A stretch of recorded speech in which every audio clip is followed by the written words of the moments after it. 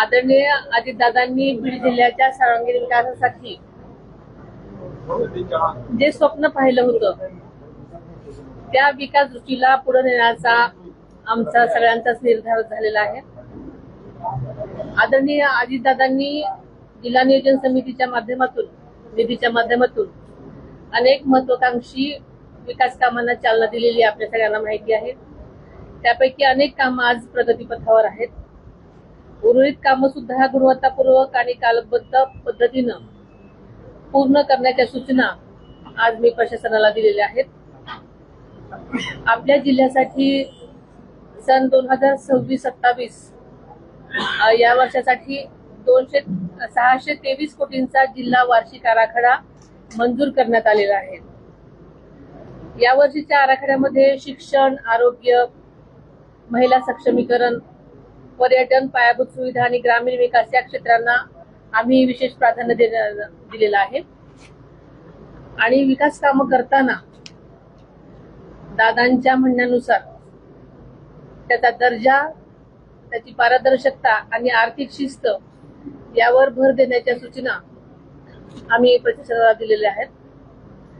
आदरणीय दादांच्या निर्देशांप्रमाणे यावर्षी सुद्धा 15 लाखापेक्षा जास्त रकमांची प्रस्तावित कामं प्रस्तावित करण्यात आलेली नाहीत।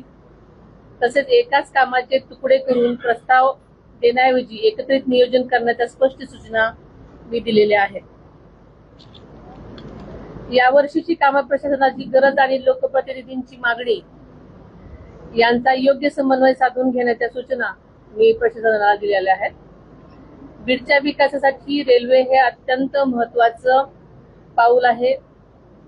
अहिल्यानगर बीड रेल्वे मार्ग पूर्ण होऊन गेल्या मराठवाडा मुक्ती संग्राम दिनाच्या मुहूर्तावर आपल्याला सगळ्यांनाच माहिती आहे की 17 सप्टेंबर 2025 रोजी या मार्गावर अनेक वर्षांनी रेल्वे धावलेली आहे। बीड परळी मार्गावरच्या वडवणीपर्यंतचं काम पूर्ण झालेलं असून त्याची चाचणी सुद्धा यशस्वी झालेली आहे आणि उर्वरित परळीपर्यंतचं काम अंतिम टप्प्यामध्ये आहे। त्यामुळे बीड अहिल्यानगर परळी वैजनाथ या महत्वाकांक्षी रेल्वे प्रकल्पासाठी राज्य शासनाने आतापर्यंत निधीची कमतरता भासू दिलेली नाही आणि बीडला मुंबई आणि पुण्याची थेट रेल्वे जोडणी मिळावी यासाठी केंद्र सरकारने रेल्वे मंत्रालयाकडे सातत्याने आम्ही पाठपुरावा सुरू ठेवलेलाच आहे। आवश्यक तांत्रिक आणि प्रशासकीय प्रक्रिया वेगाने पूर्ण करण्याचे प्रयत्न आमचे सततचे सुरू आहेत। येत्या मराठवाडा मुक्ती संग्राम दिनी म्हणजेच दिनांक 17 सप्टेंबर रोजी बीड पुणे रेल्वे सुरू करण्यासाठी आम्ही प्रयत्नशील आहोत। त्यामुळे नक्कीच 17 सप्टेंबरला आपण दुसरा टप्पा पूर्ण करण्याचा आमचे सगळ्याचे प्रयत्न सुरू आहेत। तसेच बीडमध्ये विमान सेवा सुद्धा सुरू करण्याचं आदरणीय दादांचं स्वप्न होतं। त्यासाठी सुद्धा आवश्यक नियोजन आणि पाठपुरावा आमचा सुरू आहे। जिल्हा परिषदेमार्फत आदर्श शाळा, विद्यार्थ्यांना इस्रो भेट, ऊसतोड कामगारांसाठी आरोग्य साथी यासारखे उपक्रम तसेच प्रधानमंत्री आवास योजना आपण इथे यशस्वीपणे राबवली आहे। बीड जिल्ह्यामध्ये यामध्ये रेकॉर्ड ब्रेक काम केलेलं आहे। महिला बचत गटांसाठी सामूहिक पॅकेजिंग आणि लेबलिंग युनिट तसेच बचत भवन उभारण्यासाठी नियोजन करण्यात आलेलं आहे। परळी, अंबाजोगाई, गेवराई, माजलगाव आणि वडवणी इथं सुद्धा या कामासाठी 4,31 लाख निधीची तरतूद करण्यात आली आहे। बीडच्या खेळाडूंना जागतिक दर्जाच्या सुविधा मिळाव्यात यासाठी 25 कोटींचं अत्याधुनिक क्रीडा संकुल उभारण्याचं मंत्रिमंडळानं नुकतीच मंजुरी दिलेली आपल्या सगळ्याला माहिती आहे। त्याचबरोबर 7 तालुक्यांमध्ये प्रत्येकी 5 कोटी खर्चून तालुका क्रीडा संकुले सुद्धा विकसित केली जाणार आहेत। ऑलिम्पिक खशाबा जाधव राष्ट्रीय कुस्ती स्पर्धेचं यंदाचं यजमानपद आपल्या बीडला मिळालेलं आहे। या स्पर्धेच्या आयोजनासाठी निधी जवळजवळ 19,50,000 वरून वाढवून तो जवळजवळ 50 लाखांपर्यंत करण्यात आलेला आहे। आदरणीय दादांची इच्छा होती की बीड शहर बारामतीप्रमाणे स्वच्छ, सुंदर आणि नियोजनबद्ध व्हावं। त्या दृष्टीने घनकचरा व्यवस्थापन, पाणी पुरवठा, नागरी सुविधा आणि मनुष्यबळ यांचा सविस्तर आढावा आम्ही या मीटिंग मध्ये घेतलेला आहे. बीड शहरासाठी आवश्यक असणाऱ्या सर्व गोष्टी आम्ही करणार आहोत. आपल्याला माहिती आहे की आम्ही सकाळीच कंकालेश्वर मंदिराला भेट दिलेली आहे, दर्शन घेतलेलं आहे. 12व्या शतकाच्या या ऐतिहासिक मंदिराच्या संवर्धनासाठी आदरणीय दादांच्या पुढाकारानं पुरातत्व विभाग आणि जिल्हा नियोजन निधीतून एकूण 20 कोटीपेक्षा अधिक निधी उपलब्ध करण्यात आलेला आहे. त्यामुळे मंदिरात परिसरातील अतिक्रमण हटवून त्याचं संवर्धन आणि पर्यटन विकासाची कामं आता हाती घेण्यात येत आहेत. मी आज सकाळीच आपल्याला म्हणण्याप्रमाणे सगळीकडे पाहणी केलेली आहे आणि पुढील यंत्रणा राबवण्यासाठी सूचना दिलेल्या आहेत. तसेच आपल्याला माहिती आहे की परळी वैजनाथ विकास आराखडा सुद्धा मागेच दादांनी मंजूर केलेला होता. आपल्याला माहिती आहे की 12 ज्योतिर्लिंगापैकी एक असलेला परळी वैजनाथ परिसरासाठी 301 कोटीपेक्षा अधिकच्या विकास आराखड्याला मंजुरी देण्यात आलेली आहे.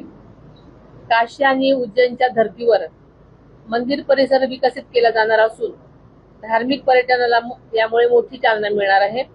त्यामुळे स्थानिक रोजगाराच्या संधी वाढतील यामध्ये शंका नाही. सध्या वर्षभरामध्ये जवळजवळ 50 लाख भाविक दर्शनासाठी येतात. आगामी काळात यात वाढ होण्याची भरपूर शक्यता आहे आणि ही गृहीत धरूनच त्यासाठी त्या प्रकारचं नियोजन आम्ही करत आहोत.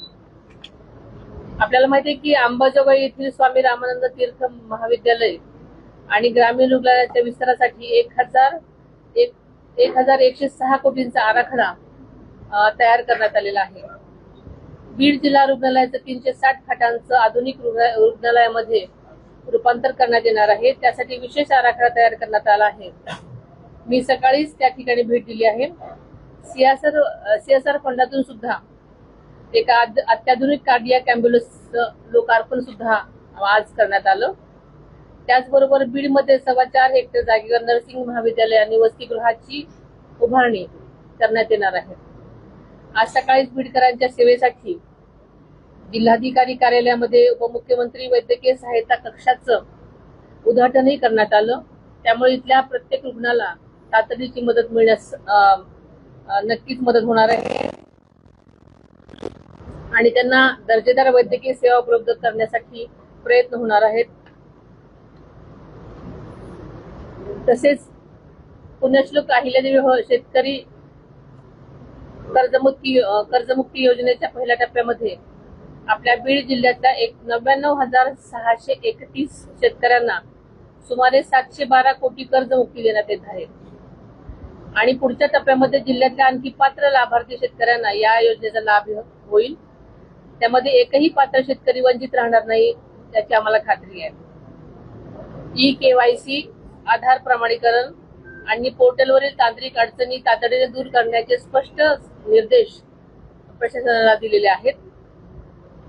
बीडचा विकास हा केवळ भाषणांचा आणि घोषणांचा विषय नाही, तर प्रत्यक्ष कृतीतून विकास घडवून आणण्याचा आमचा संकल्प आहे. आपल्याला माहिती आहे की दादांनी बीडचं पालकमंत्री पद हे स्वतःहून स्वीकारलेलं होतं, स्वतःहून मागून घेतलेलं होतं आणि मला याची जाणीव आहे.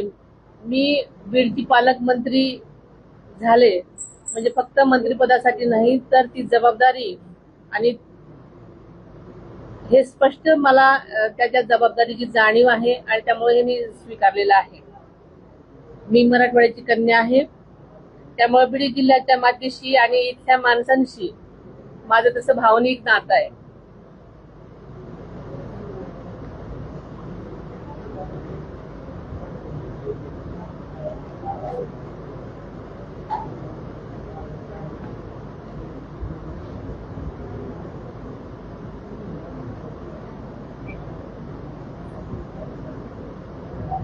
आदरणीय दादांनी ज्या जिल्ह्यासाठी जे विकासाचं स्वप्न पाहिलंय ते पूर्ण करण्यासाठी राज्य सरकार पूर्ण ताकदीनं काम करेल.